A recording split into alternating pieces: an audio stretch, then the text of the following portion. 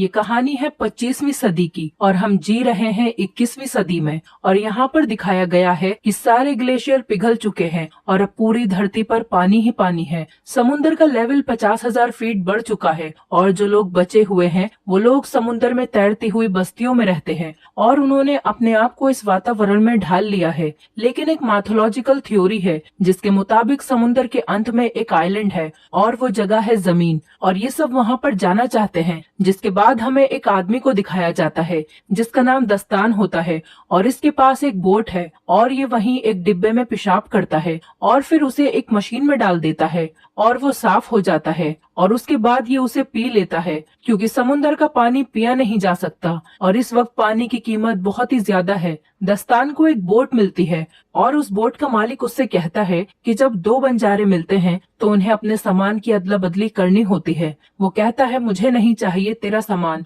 तू अपना काम कर। और तभी यहाँ पर लुटेरे आ जाते हैं जिनका काम बस लोगों को मारना होता है। जैसे ही वो आदमी लुटेरों को देखता है तो वो दस्तान को वो फल दिखाता है जो उसने अभी अभी उसकी बोट से चुराए थे और वो कहता है कि तुम मरोगे, तुम यहाँ से कभी नहीं निकल पाओगे। क्योंकि दस्तान की बोट खराब थी लेकिन दस्तान की बोट काफी एडवांस होती है और वो कुछ बटन्स को दबाता है और ये देखकर जो उसके फल चुराकर भागा था वो दस्तान की बोट के पर्दे फाड़ देता है, जिस वजह से दस्तान की बोट स्लो हो जाती है। लेकिन वो लुटेरे उसकी बोट को देख लेते हैं और उसे मार देते हैं। दस्तान उन्हें नहीं दिखता इसलिए वो बच जाता है। दस्तान जल्दी बस्ती तक पहुंच जाता है और उन्हें मिट्टी दिखाता है। मिट्टी देखकर वो लोग चौंक जाते हैं क्योंकि जिस तरह आज के युग में हीरे जवाहरात कीमती हैं, उसी तरह उस टाइम में मिट्टी की कीमत बहुत ज्यादा थी और दस्तान इसी के सहारे जलबस्ती में एंटर हो जाता है। और जब वो दस्तान की मिट्टी को तोलते हैं तो 3 किलो 500 ग्राम होती है।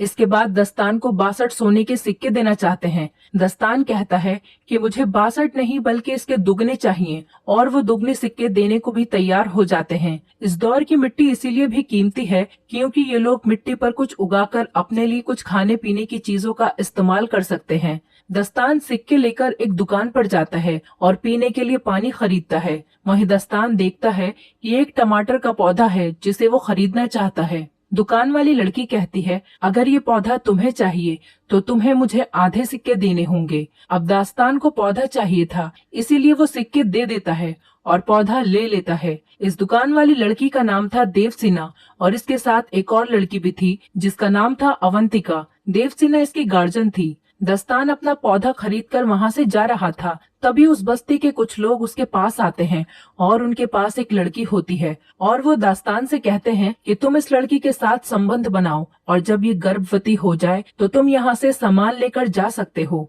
बस्ती वाले दास्तान को ऐसा इसलिए कहते हैं क्योंकि दास्तान इनकी बस्ती का नहीं है, वो बाहर से आया है और इनकी बस्ती वाले की जो प्रजाति है वो कमजोर है। लेकिन दस्तान उन्हें साफ मना कर देता है। वो कहता है कि तुम्हारे पास कुछ भी नहीं है मुझे देने के लिए। दस्तान जाने लगता है लेकिन तभी उन लोगों को शक होता है कि ये एक लुटेरा है, इसलिए वो उसे पकड़ लेते हैं और वो देखते हैं कि उसके कान के पीछे गिल्स हैं और गिल्स देखने के बाद एक आदमी चिल्लाता है कि ये एक म्यूटेंट है और वो उसे कैद कर लेते हैं और पानी में डुबोना शुरू करते ताकि उसके मरने के बाद उसके शरीर को गलाकर एक खाद बनाई जा सके। लेकिन उससे पहले कि दास्तान पानी में डूबे लुटेरे उस बस्ती में हमला कर देते हैं। दास्तान डूबने लगता है, तभी उसकी मदद के लिए वहाँ देवसेना आती है। वो कहती है कि मैं तुम्हें बचा सकती हूँ लेकिन बदले में तुम्हें हमें अपने साथ ले जाना होगा। दास्तान मान जाता है और ये तीनों यहाँ से फरार हो जाते हैं और लुटेरे बस्ती को तबाह करके उस पर कब्जा कर लेते हैं। लुटेरों का सरदार कहता है कि मुझे टैटू वाली लड़की चाहिए। दरअसल ये अवंतिका के बारे में बात कर रहे होते हैं। अवंतिका के पीठ पर एक टैटू होता है जो कि इनका मानना है कि वो ड्राई लैंड तक पहुंचने का रास्ता है। यहाँ पर 3 तरह के समुदाय रहते हैं। एक लुटेरे जिनका काम बस मरना और मारना है, दूसरे आम इंसान जो बस्ती में रहकर गुजारा करते हैं और तीसरे म्यूटेंट जिनके कान के पीछे गिल्स होते हैं। वो लोग पानी के अंदर भी सांस ले सकते हैं और दास्तान भी एक म्यूटेंट है। दास्तान देवसेना से कहता है कि हमें अवंतिका को मारना होगा क्योंकि हमारे पास इतना पानी नहीं है कि हम तीनों जिंदा रह सकें। दरअसल यहाँ पर पानी की कीमत बहुत ज्यादा होती है क्योंकि समुद्र का पानी ये लोग पी नहीं सकते और पानी का कोई और सोर्स भी नहीं होता है।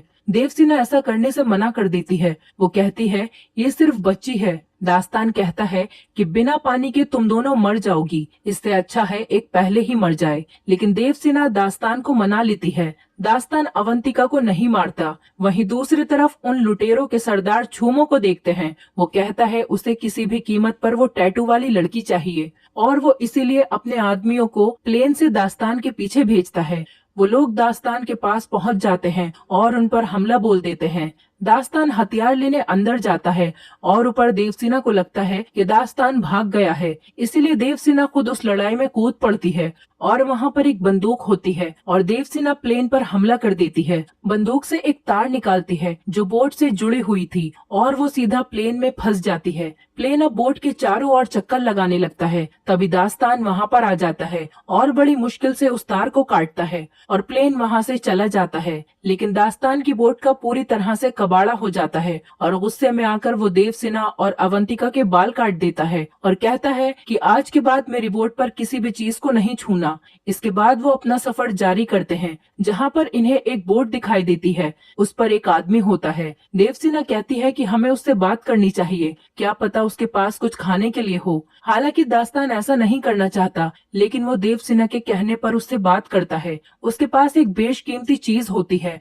और वो होता है कागज, क्योंकि पूरी दुनिया जलाशय है और कागज बनाना नामुमकिन है। और वो आदमी दास्तान से कहता है कि मैं तुम्हें कागज दूंगा, मगर बदले में तुम्हें मुझे देवसेना सौंपनी पड़ेगी। दास्तान मान जाता है और कहता है कि आधे घंटे के लिए देवसेना तुम्हारी हुई। वो आदमी देवसेना को तहखाने में लेकर जाता है और उसकी इज्जत लूटने की कोशिश करता है, लेकिन दास्तान आ जाता है और कहता है कि हमारी डील कैंसिल हुई। वो आदमी चाकू निकाल लेता है और दास्तान पर हमला करने की कोशिश करता है, लेकिन उसकी ये कोशिश नाकाम रहती है क्योंकि दास्तान उसे मार देता है। अब दास्तान जानता है ये दोनों भूखी हैं, इसीलिए वो समुद्र में जाकर एक बहुत बड़ी मछली को मारता है और अब ये पेट भरकर खाना खाते हैं। धीरे धीरे साथ रहने की वजह से दास्तान की देवसेना से दोस्ती हो जाती है और अब वो अवंतिका को तैरना भी सिखाता है। जहाँ तो वो इनके साथ रहना पसंद नहीं कर रहा था, लेकिन अब वो इनका हिस्सा बन चुका है। एक दिन दास्तान देखता है कि वो लुटेरे इनको ढूंढ रहे हैं क्योंकि इन्हें अवंतिका चाहिए।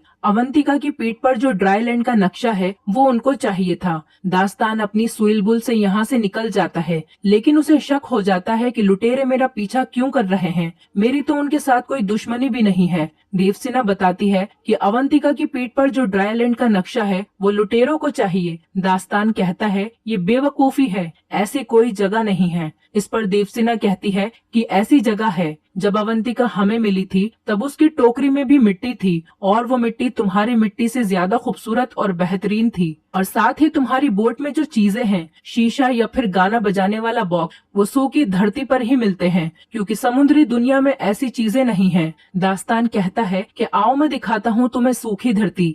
दास्तान देवसेना को एक बॉक्स में बंद करके पानी में समुद्र के तल पर ले जाता है, जहाँ पर बड़ी बड़ी बिल्डिंग्स थीं जो कि वीरान पड़ी थीं। किसी जमाने में यहाँ पर लोग रहते थे। वो देवसेना को ये सब इसलिए दिखाता है कि उसके मन में जो झूठी उम्मीदें हैं वो खत्म हो जाएं। और जब ये ऊपर जाते हैं तो देखते हैं कि लुटेरों ने इनकी नाव पर पूरी तरह से कब्जा कर लिया है। लुटेरे इनसे पूछते हैं कि अवंतिका कहाँ है। दरअसल अवंतिका लुटेरों को देखकर पहले ही नाव में छुप गई थी। देवसेना अवंतिका को देख लेती है, मगर वो छुपी रहती है क्योंकि लुटेरों पर भरोसा नहीं किया जा सकता। चूमो कहता है कि अगर ये नहीं बता रही है तो इन दोनों को जान से मार दो, और इससे पहले कि ये इन दोनों को मारते अवंतिका बाहर आ जाती है और वो अवंतिका को कब्जे में ले लेते हैं। चूमो दास्तान और देवसेना को मारने का आदेश देता है, लेकिन इससे पहले कि वो लोग इन्हें मारते, दास्तान देवसेना को लेकर पानी में डूब जाता है। लेकिन देवसेना पानी में सांस नहीं ले सकती थी क्योंकि वो दास्तान की तरह म्यूटेंट नहीं है,